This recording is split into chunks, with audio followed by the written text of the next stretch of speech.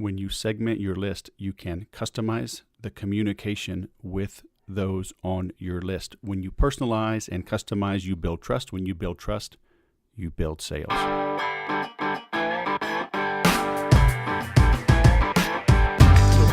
to the Sales Podcast. I'm Wes Schaeffer, Sales Whisperer, your host. Today we have a returning guest, Perhac. He is the founder of a new business we're getting into called Segmentation. He lets you, enables you, empowers you to segment your list. And we're going to get into the various ways to do it, how to refine it, how to start big, when you should start small, how to iterate, so you are not wasting your time, but getting the information that you need as quickly as possible.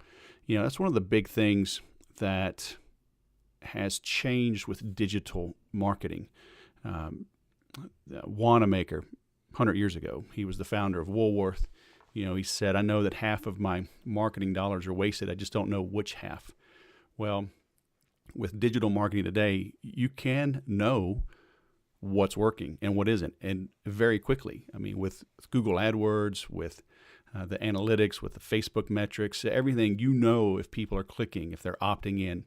You can track what is working, all the way down to the size of an opt-in button, the phrase, the color. Does it have a border? Is it all caps? Is it black? Is it blue? Does it have a shadow?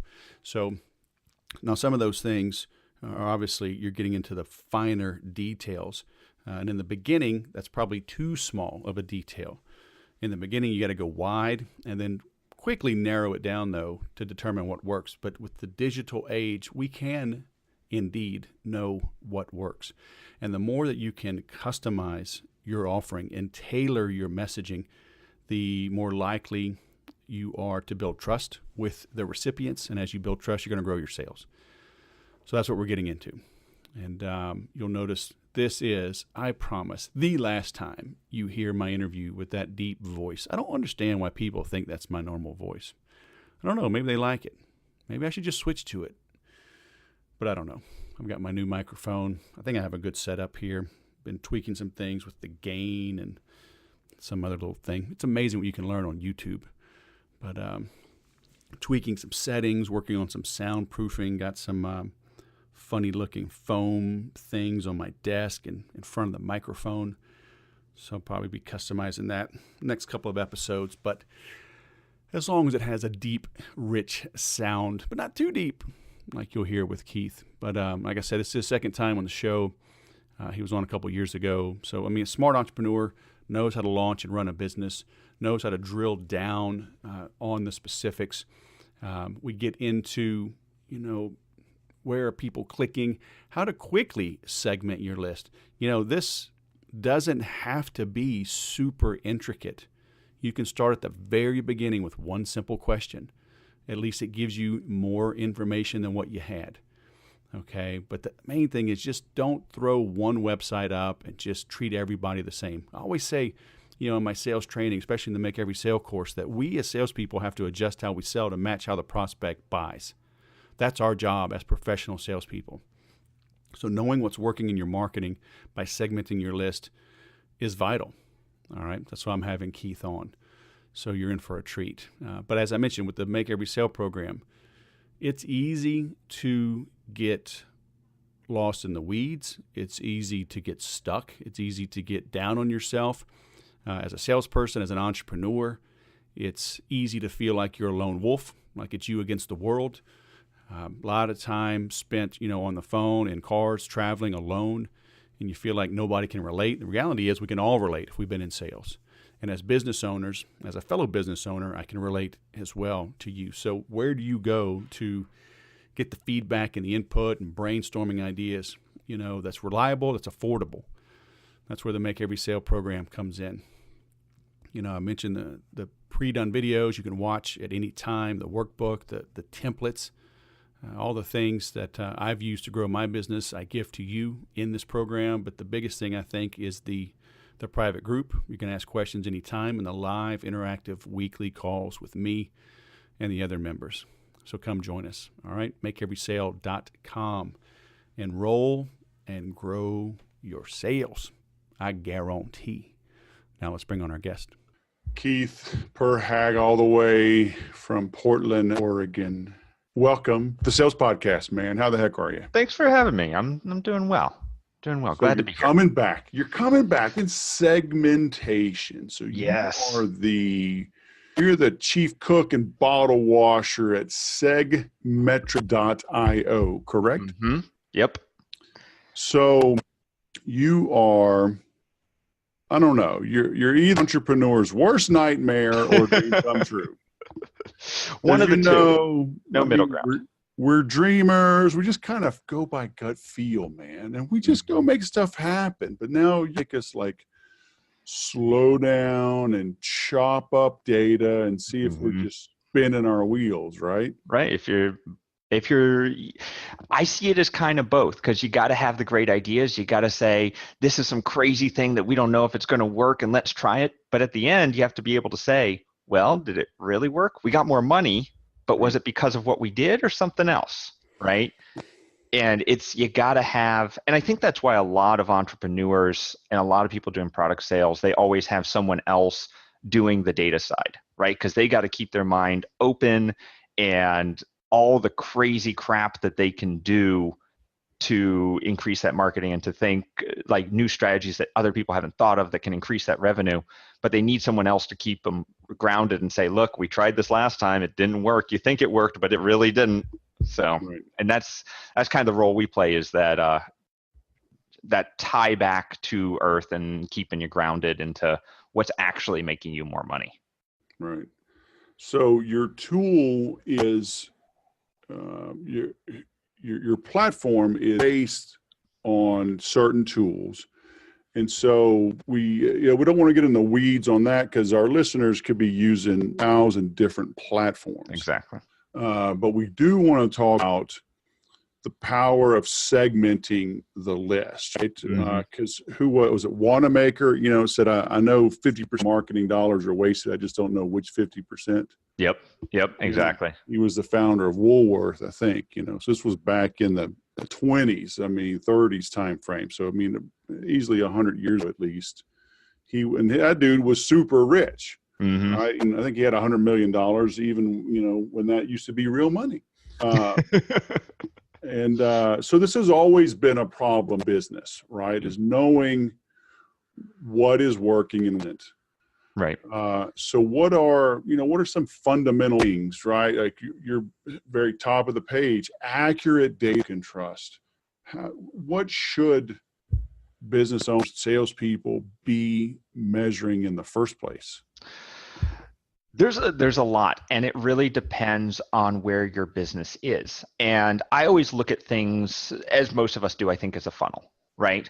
So if you have no people visiting your site, that's what you got to focus on first. How do you get more people to the site? If you have people visiting the site but don't have people opting in, that's what you got to focus on. How do you get more people in the funnel? If you have people in the funnel but they're not buying, you got to improve your offer, your emails. And at each step, you have a chance to create a segment and I see segmentation almost like research, and segmentation to be like marketing, right? So segmentation is a great way to understand who is visiting your site and why they are purchasing, right? And so that can start even before you have any sales or any products. You can have something on your site that essentially says, hey, I want to help you out. What's your biggest problem? Click A, B, C, right? I want to earn more money. I want to get a better job. I want to find love and be happy. So what are you interested in? Clicking on that has created a segment. Now you understand something about your audience that you didn't before, and you didn't have to send them a survey. You didn't have to have them fill out this long thing that says, give me your name and email address and what's your monthly income and how many children do you have, et cetera, right? You found something, because humans are inherently greedy, I think, or I won't say greedy, I'll say self-absorbed. We are more interested in ourselves than other people for the majority. And when I am taking a survey, I'm not helping myself. But if I'm clicking a button that says, I really want to learn how to earn more money. I am trying to help myself, and you as the marketer are gaining information off of that, right?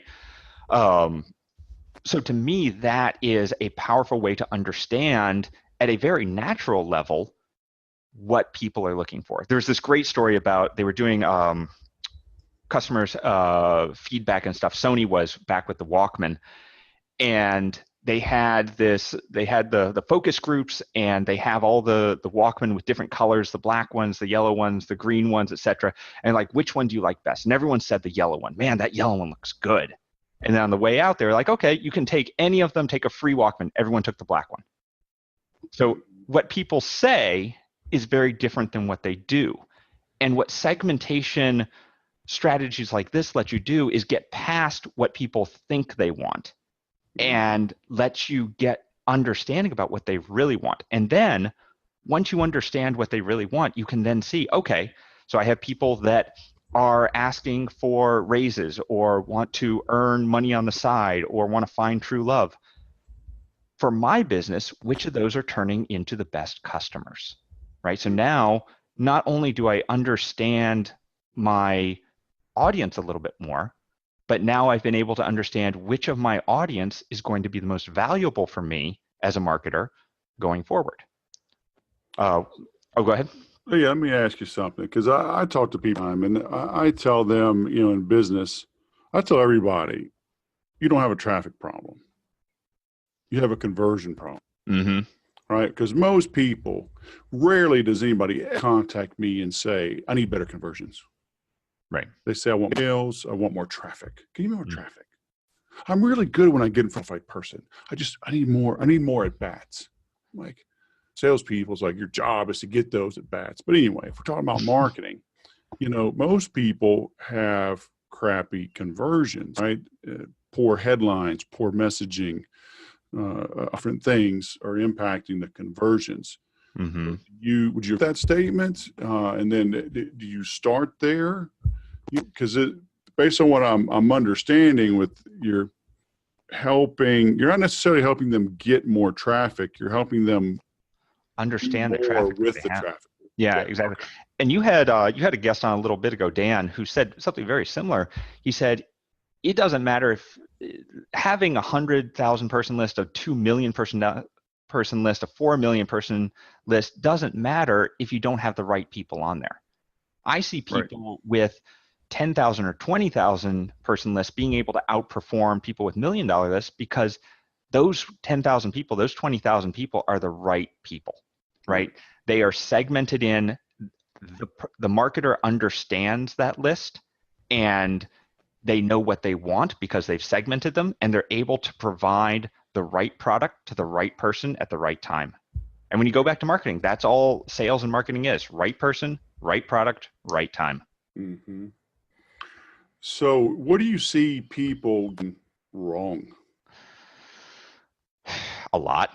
The biggest one is that people don't segment at all, right? They lump people together and they say, well, people from Facebook are doing this. Well, that's a really big swath, right? And even people within Facebook, were those people in Facebook that were already on your list? Were they not on your list? Have they been on your list for 3 years? Like, you don't know. And I think that, so we talked a little bit about segmentation as research, about understanding what types of people that come into your funnel. And I guess the biggest thing that I see people not doing is kind of segmentation as marketing. Facebook segmentation is really segmentation as research, right? So you're able to say, I want to target men from age 30 to 40, or I want to target women from age 45 to 60, right? Or maybe I want to target people in the Eastern United States, or whatever it is, right? That's a research segmentation. But at what point do you understand how much those people are turning into customers and what actions they are taking inside your marketing funnels are converting them? All right. So we talked about that segmentation as research, where they're coming in, they're getting added to your lead funnel. And then we really want to look at what actions do they take in that marketing funnel that turn them into valuable customers, right? So is that something like, well, people from Facebook want a cheaper product to start and then they will upgrade later? Or are they more of a initial big purchase and then you upsell them on something smaller, right? What's the price point that they move towards? What's the marketing speech that they move towards? What's the age range that they identify with, right? So it seems to me that the entrepreneur, though, could get in trouble. They could slice and dice this thing a million different ways. That math theory or what law, basically, that if you do is get 50% closer, you never get to your destination, right? Yeah. So should they start super big blocks and slowly refine, or do you jump in and start slicing 100 different things? Now, and that's a big problem that I see, is that people really they'll have 100,000 different tags, right? They'll say, like, I want to focus on everything. I want age ranges that are down to 2 years, and I want to focus on, are they male or female? What state are they in? What city? And like all these things. Mm-hmm. Just like, we were talking with your marketing funnel, where you start at the top, and then so you work on visitors, then you work on leads, then you work on sales. You do the same thing with the segmentation, where you start with a single question, you get an answer to that question, and then you say, well, did that improve or did that make things worse? And if it improved, okay, let's segment that again. Let's look at that again. So, we were talking a little bit about what are your leads interested in. So this is a great thing that you can do even after you opt in. So let's say you have a Facebook lead come in, they've opted in for a PDF, and you send them an email and you say, hey, I have thanks for downloading the PDF. This is awesome. I have another present for you. I want to teach you either A, B, or C. You can only choose one. I want you to choose which one you really want, and I'll send that to you right away, right? So now you've been able to see, first of all, they're interested in this PDF, so you have one data point. Now you're able to get a second data point about what they want. Maybe you want to figure out if they are married, single, or have kids, right? So you have 3 different PDFs. You have one that says, hey, if you're single and you're looking to invest, here's what you should do. If you're married but don't have kids yet, here's what you should do. If you have kids and are looking to build a foundation, here's what you should do. Click on the one that's for you, and now you have another segmentation data point. And now you can start looking at, okay, are people with families more likely to purchase? Are they more price sensitive or less price sensitive, right? So now we have a second segmentation tier that we can easily look at and say, okay, show me all the people who have this married with kids tag, and show me how much they're worth compared to everyone else that isn't married, right? Did that go up? Did that go down? How often are your clients surprised? All right, because I can imagine show up, hey, we know our business, we know our process, we know our clientele, we've broken this down, and they go, oh crap, this is not what we expected. More often than not, a lot of times, so if you're at the beginning of your marketing career and you're just starting a new product, there's a ton of surprises about big things, right? Like we didn't realize that 90% of our customers were women, right? That kind of stuff. As you've been doing it for a year or so, you kind of get into, okay, we know those top level. There's no big surprises, but you get lots of surprises. Like, I always thought that a upsell should be less than the initial sale product. Well, let's try it. What happens if we segment it and show a more expensive? So we have a $200 product and we give them a $700 upsell. Holy crap, we just doubled our revenue. How did we do that? That blew my mind, right? So these are things that you can test and segment and report on that you're not going to have, that goes against what you thought. And that's why I think that, we were talking earlier, entrepreneurs need to be able to keep their head kind of in the clouds for that kind of stuff, right? They need to think not what do we know and let's move on to that, but also what could come out from just left field and really change the business because no one is expecting it. We use segmentation a lot for split tests, and especially campaign split tests, where we run people through multiple different campaigns. We see which one does the best.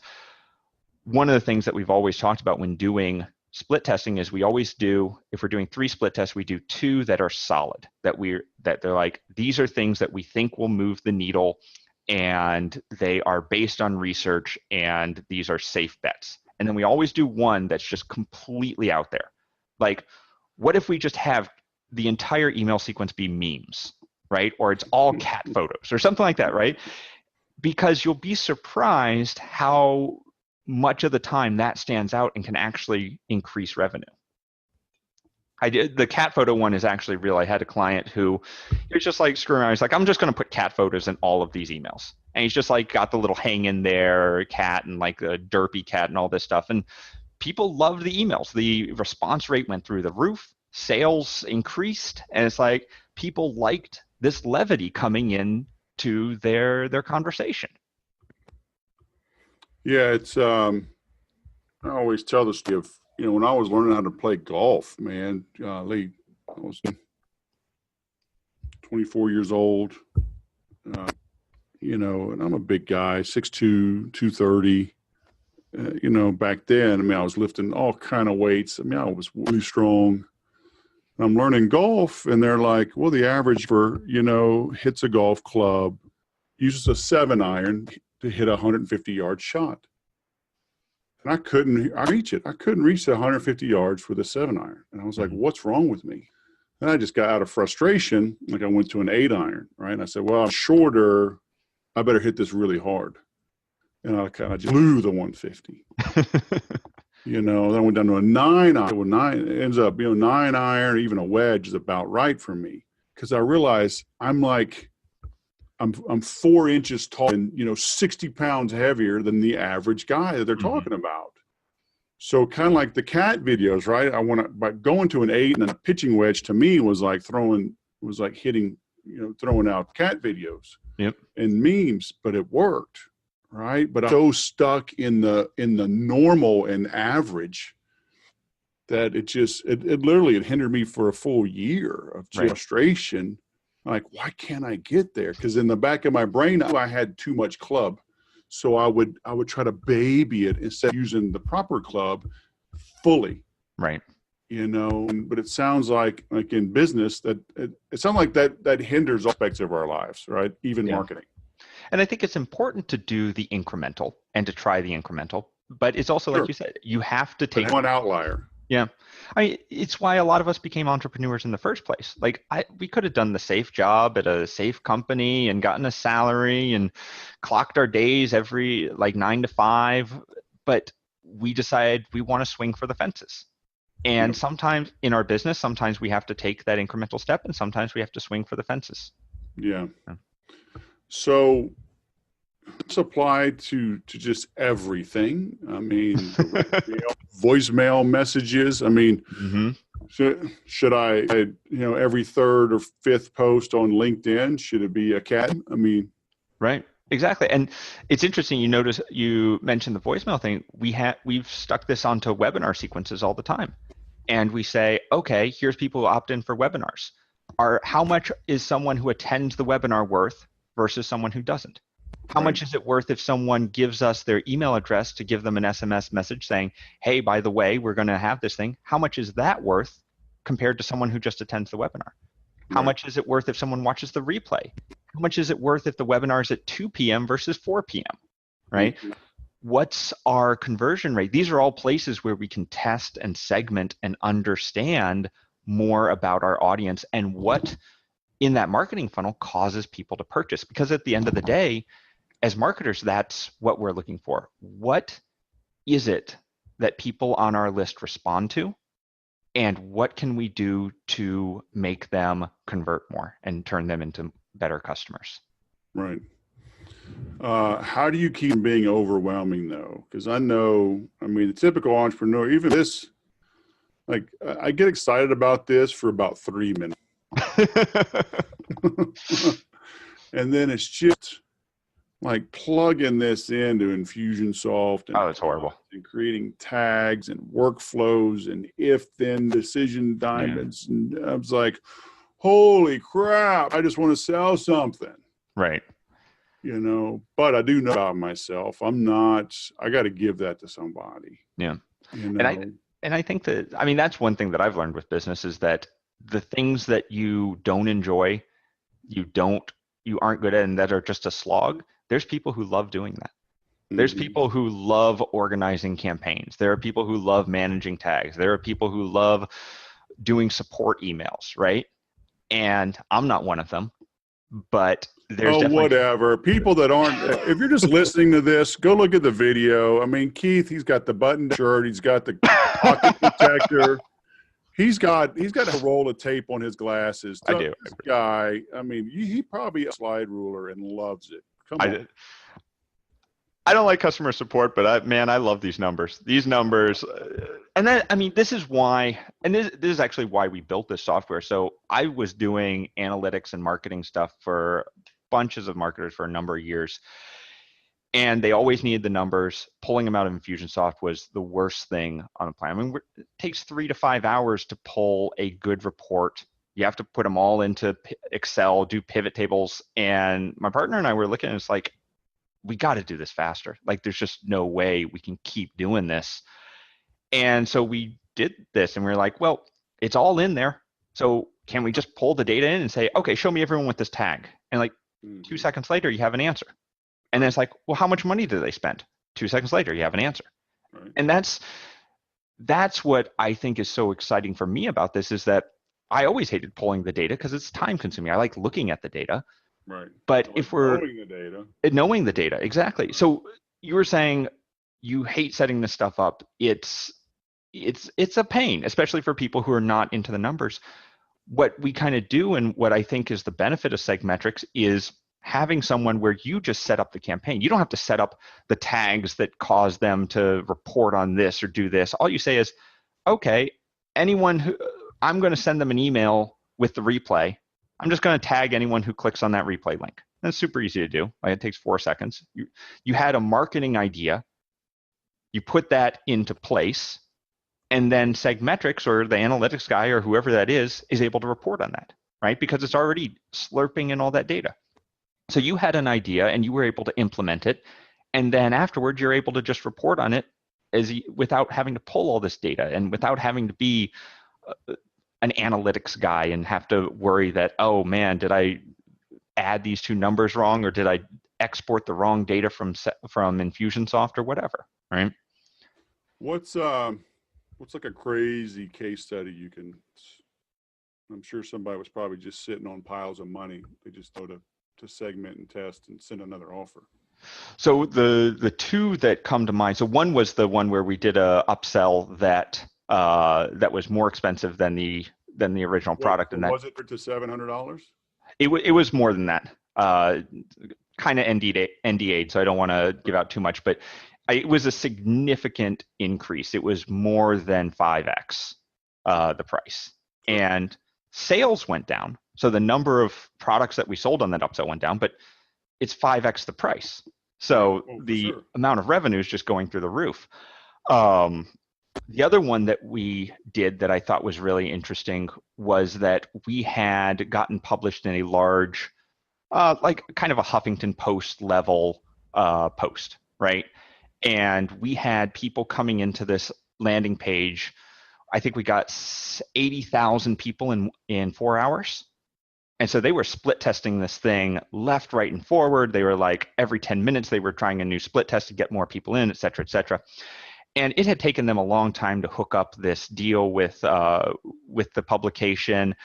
And they were like popping champagne bottles. They're like, we just got 80,000 leads. This is going to be awesome. This is amazing. They sent them through a sales funnel, and they made, I think, like $1 because they had 80,000 leads, and they were not quality leads, let's be honest. Right. And they were all upset that they were getting emails. They were like, I didn't give you my email address to get on your list, blah, blah, blah. And this was years ago, before GDPR and all that. But they were just so upset that, I mean, we were so excited for that time period. And then a month later, when they pulled the reports, they were like, oh, it was worthless, absolutely worthless. But then we decided, well, let's look at it 6 months later. So 6 months later, we did a retroactive on it, and we found that the average person was worth $2. for 80,000 people. So we made about $160,000 in 4 hours from them because the initial sales were really bad, right? But once we looked at it at a longer time period and we were able to segment and say, okay, these people are crap leads, so we need to give them a little more nurture, right? So we sent them through a longer nurture campaign. We're like, hey, this is who we are. This is what we do. Here's some awesome offers that might help you. And we were able to nurture them into a much higher So how long revenue bracket. was it weeks 6 or months. Months. Yeah. So first month was nothing. 6 months was an extra $160,000 from those leads. Yeah. Okay.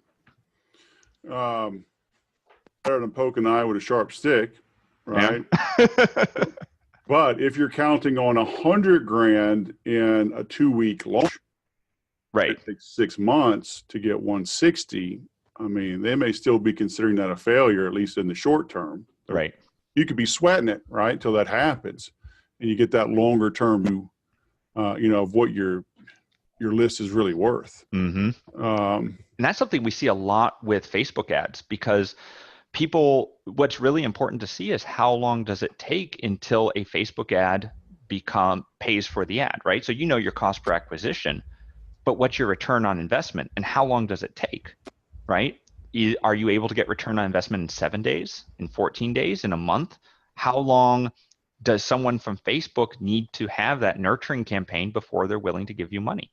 And depending on your product and depending on your audience and depending on who that ad is targeted to, that can vary quite a bit. And also looking at the comprehensive effort of the customer, of your customers, the business owners, because on the one hand, okay, I ran an ad within 6 months, I monetize it to $60,000. Mm-hmm. But I mean, there's a difference between if they saw the ad, are they on an email newsletter? Do they subscribe to the podcast?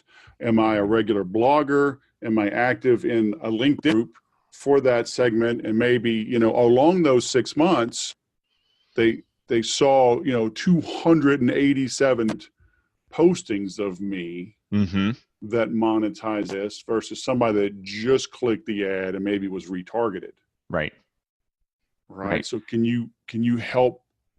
Yeah. Is it even possible to measure all of that to see really what's driving that revenue? Yeah. And that's going back to you need those types of questions. You need the entrepreneur to be able to come up with those questions because those are all answerable questions. How many times is there a touch point with this person? How many ads did they click on? How many times did they visit the site? What finally tipped them over to become a customer? Right? Mm-hmm. These are all things that are 100% answerable if you have the questions, right?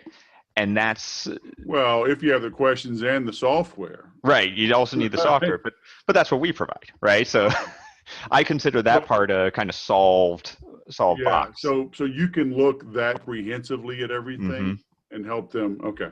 Exactly. So I can say, okay, show me everyone who's clicked on this Facebook ad and then how long it took them from when they clicked on it to when they became a lead and then how long did it take them to purchase? Right.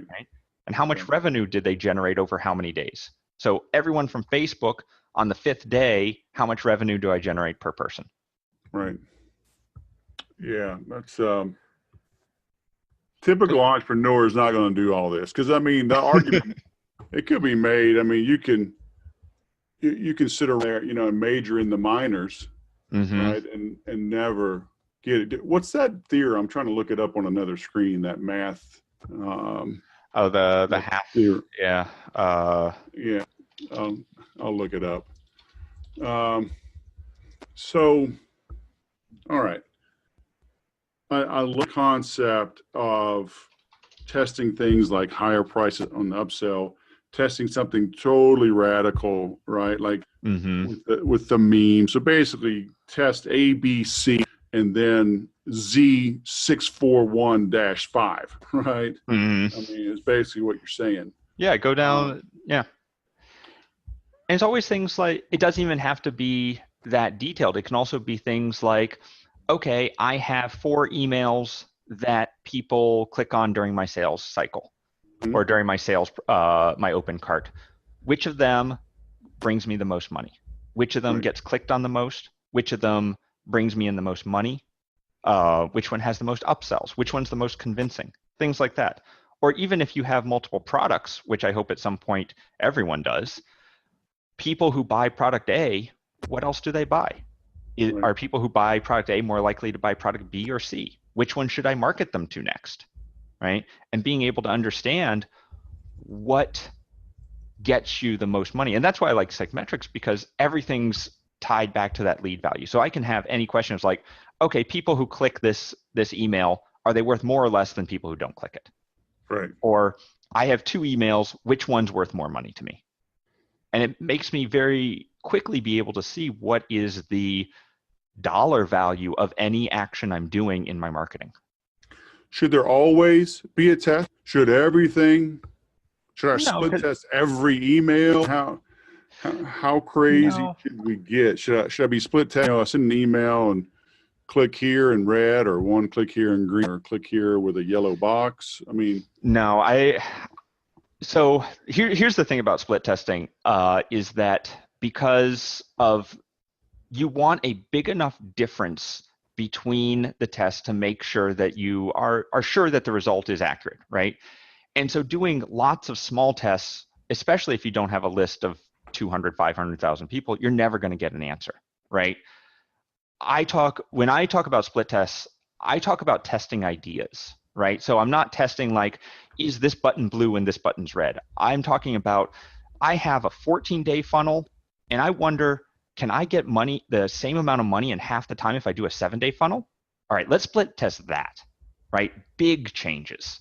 As entrepreneurs, we don't have enough time in the day to do everything we want to do. So I would never focus on the minutia of should I use the word hi or hey in my emails? It's not going to make a difference. But what might make a difference is, okay, if I send an email that says, hey, get on a phone call with me, how many people are going to take me up on that, right? Or click here to get an automated message from me. Like just things that are so out of the box and different that they will make a difference, right? Now, but basically though, I mean, what I tell people is like, start big. Mm-hmm. Like if you're Ford, right, run an ad with a picture of a truck, a picture of a minivan, a picture of the Mustang. Right. Okay, if the truck overwhelmingly wins, and then do a red truck, a blue truck, a yellow truck. Exactly. Right? Okay, yellow truck wins. Okay. 4-door dually. Mm-hmm. Right? So then start refining, right? So it's not like don't test the things, but don't start with the little things. Start with the big, then right. Exactly. Yeah. And it doesn't have to be that. I mean, a lot of people, I think, have a natural aversion to testing because they think it's frustrating, it's hard. You can do segmentation without necessarily doing a test. So one of the stories I like to tell, there was this guy who was putting together tax forms for small business people. So essentially, it's all the forms that you need to create your small business and to get it running and to do everything you need to do, right?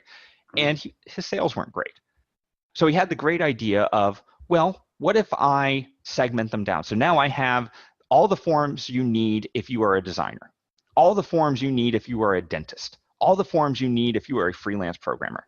And because people thought this is exactly for me, sales went through the roof, right? Because he's segmenting his list here. And not only is he segmenting his list and getting more revenue, he's also now able to see, okay, what type of people are buying my forms, right? Is it more designers or is it more dentists? Is it real estate agents? Who are my customers? As well as, hey, look, my revenue just went through the roof, right? It's all about people like it when you talk to them and their specific use case. I had a friend who had bingo card software, and he had a bunch of testimonials on the front page, and he had this one. And 90% of his customers were middle-aged school moms, right? So women generally age 45 to 60. And my father-in-law. Yeah. And he had he had a bunch of good testimonials, and he had one from a male customer who was really good. It was written really well. And he had one from a female customer whose name was Sue. And it was just like, I like this software. And he put them both on the top page and he tested them. And the really crappy one from the woman just kicked butt, like 90% better sales, because people identified with it. They said, this person is like me. They said, yes, I am going to now buy this product. Right. And that's what the segmentation is all about. Because once you understand what motivates your leads and what motivates your customers, you can then talk specifically to them and then understand, hey, I had the same problem as you. I had A, B, C. I know you do too. And that creates that connection. And that, in the end, is what allows us to sell better and to become better marketers. Yeah. You got to talk their language. Exactly. Very cool, man. So where should we send people? What action should they take getting better at this? Either they don't have the correct software yet. Mm-hmm. They don't have Infusionsoft, or you got HubSpot coming, right? Yep. Well, one of the things, we put together a couple of guides that that help people without software understand segmentation and how to put together and how to understand where your customers are coming from and what they're doing. And it's simply very easy to put up in your own stuff. I can give you a link. It's going to be segmetrics.io/loves sales podcast. Loves Sales Podcast? Sales Podcast. Whoa. Yeah. I like that. Yeah, and we can get that ready and put that up. And easy peasy to PDF kind of walks you through how to segment people and how to understand who's on your list and what to do with it. Hey, I think everybody should just go there anyway. Just because it's cool. I'm going to make sure I copy and pasted that there. Okay. All right. Yeah, because I'm talking about, it is. It's important, and we don't have to do everything ourselves. I highly encourage y'all listening to this, don't do anything yourselves. The sooner you can outsource stuff, automate, delegate, and dominate. That's the key. You will go crazy trying to do stuff on your own, but you'll waste so much time and money as well. We're all sitting on, that story, acres of diamonds, right? We're all just sitting on gold mines. We just got to mine our data better and find it. Yeah. We work so hard. I think it's just human nature too, at least for salespeople. It was that way for the longest time. It's like, I love the thrill of that. I wanted to make the sale and go to the next. Mm-hmm. But man, stop thinking about the first sale. Start the fourth sale. Yeah. What do I have to do to get this to come to me 4 times? Yep. And your whole going to change for the better when you start applying that. So, and the software is going to help. So, Very cool, man. Thank you. And one thing that's interesting that I've seen, so we've been doing a lot of research into our own customer base, and most of the people who we reach out to, they do not do their own analytics. So they always have an agency or someone they have as a consultant or freelancer doing this for them, because it's not in their best interest to be the one pulling this numbers. They need the report. They need someone to come and say, hey, look, did you know that X? And they go, oh my God, yeah, I did not know that. We should totally do something with X. Mm-hmm. And that's the value you get. Well, and it's also, I always talk to people and they'll say like, well, Wes, how much experience do you have in the alpaca racing and juggling industry? And I'm like, none, which is why you want me. Yep.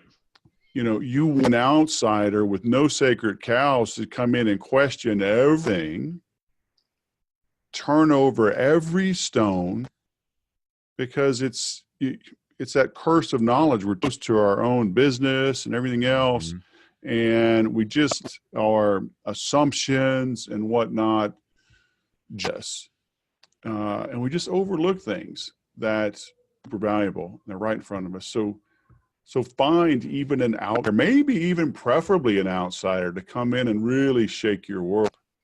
Yeah. To start turning over these big rocks and acres of diamonds, baby. Yep. You just got to know where to look. They're all there. All right. Well, we will link that. So segmetrics.io/loves sale podcast. Man, that's a long one. Why? All right. We'll stick with it. Everybody are smart. They'll get it right. So, man, high up there at Portland. And if you don't come to SoCal, man, we'll go wine tasting, drink some beer. That'd be fun. It'll be good. We should do that. Warm, all right. 2 best places in the country for wine and beer. So That's true. Very nice. All right. Thank you so much, man. Segmetrics.io. Thanks for coming on the Sales Podcast, man. Have a great day. You too. Few companies segment at all. That blew my mind. As I mentioned in the beginning, start with a single question, measure the results, and refine. You can have a little pop-up, right? But be thinking, I always tell people, run with a successful ad for as long as you can. All right. But understand it will eventually stop working, and it usually stops working immediately. So you need to have some backup campaigns and concepts that you can run with, which means you're always testing, right? You're working against the standard, right? So you have something that performs, but always be iterating, be willing to test things. Otherwise, you're going to be forced into taking action when things just stop working, and that is just not a good way to grow. All right? So be split testing, be thinking about that. That's one of the reasons I switched over to HubSpot years ago. I can have dynamic content. I can have smart forms, smart CTAs, all right, calls to action. So these buttons can change based on how you come in. Are you at a different country? Have you opted in for one lead magnet, so now I can present you with another one? Same thing that Amazon does, that Netflix does, I can do with HubSpot. So if you're looking for that kind of power, if you're looking for a CRM and marketing automation, let's talk. I've been working with them since the end of 2014. So 4.5 years, going on 5 years, and I'm a gold partner with them. I don't talk about that enough, but that's what I do as well as run the Make Every Sale program. Come hang out with us, all right? Bunch of motivated entrepreneurs, salespeople. You can pick my brain live every week to help you grow. That's makeeverysale.com. I promise this is the last time with the deep voice, but I hope you got a lot of value out of the interview anyway. I'll go sell something.